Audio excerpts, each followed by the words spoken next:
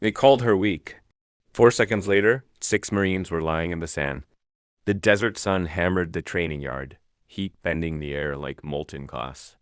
At the drill instructor's bark, 30 Marines dropped into push-up position, grip biting into their palms. All but one.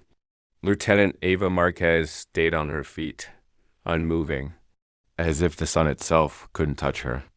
From across the yard came a voice, mocking and loud. Still playing dress-up, Lieutenant. Laughter followed, but Ava didn't blink. She stepped forward once, twice, until 6 men formed a loose half-circle around her. Her voice was calm, almost indifferent. Are you finished talking? What happened next never made it into official reports, just marked as training irregularities. But those who saw it would never forget.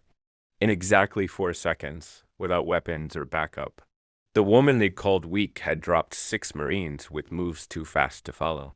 And the question that rippled through the base afterward wasn't what happened. It was, who trained her? Ava hadn't been born into rank or military legacy. She was raised in the Bronx by a single mother who taught her. That respect wasn't granted. It had to be fought for. She hadn't enlisted to prove herself to anyone else. She'd enlisted to survive her own demons. But in training, whispers followed her everywhere. Too small, too slow, too soft. One instructor even stamped her file with a single word, liability. That label lit a fire she refused to put out. One morning during combat drills, her team lost because of an unorthodox tactic she'd chosen, one she believed should have worked. Instead, she took the blame. You'll get someone killed out there, a Marine snapped. The commanding officer stayed silent. Later, those same men cornered her in front of the others, jeering, challenging. That was the moment she decided she would stop holding back. She began training alone after hours, shadowboxing under the cold glow of the barracks lights, studying combat physics until the diagrams blurred.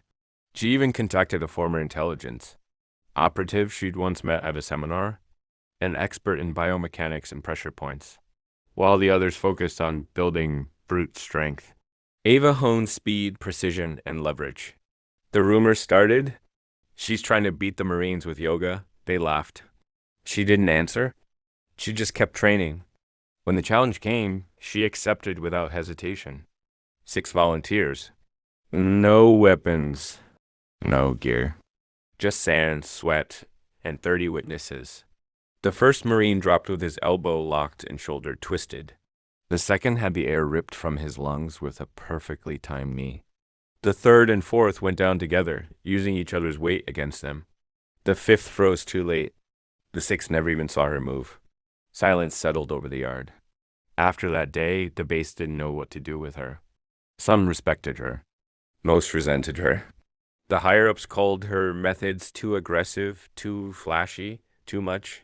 One night, she overheard a superior's voice. Low and dismissive. She's not leadership material. She doesn't follow tradition. Those words hurt more than any bruise. It wasn't just about the fight anymore. It was about belonging.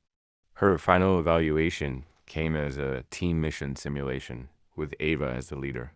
No one volunteered to join her squad. Except for a young recruit who had been quietly observing her for weeks. You've led me better than anyone here, he said simply. I have got your back. Together, they executed the mission flawlessly, outmaneuvering every opposing unit. At the debrief, the same officer who had doubted her spoke a single word. Impressive. Ava didn't smile. She was done chasing approval. Today, Lieutenant Ava Marquez trains the underestimated recruits others write off. She teaches them what she learned the hard way. That power doesn't come from the fist, but from knowing exactly when to strike. And when someone asks her about that day, the day she took down 6 Marines, in 4 seconds she never brags. She just says, they gave me no choice.